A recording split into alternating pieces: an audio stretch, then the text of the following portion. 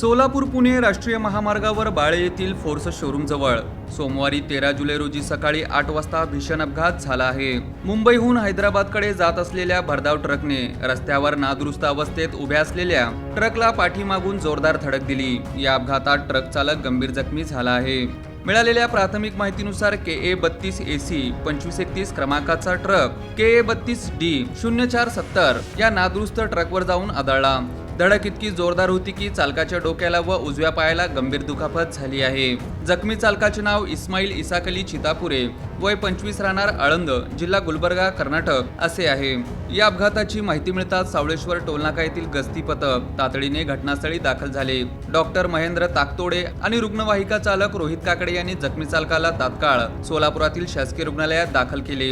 या घटनेची माहिती मिळताच सावळेश्वर टोलनाका गस्ती पथक प्रमुख फारुख तांबोळे यांनी फौजदार चावडी पोलीस ठाण्याच्या अपघात विभागास तसेच पाकणी महामार्ग पोलीस मदत केंद्राला माहिती दिली असून अपघाताचा पुढील तपास सुरू आहे।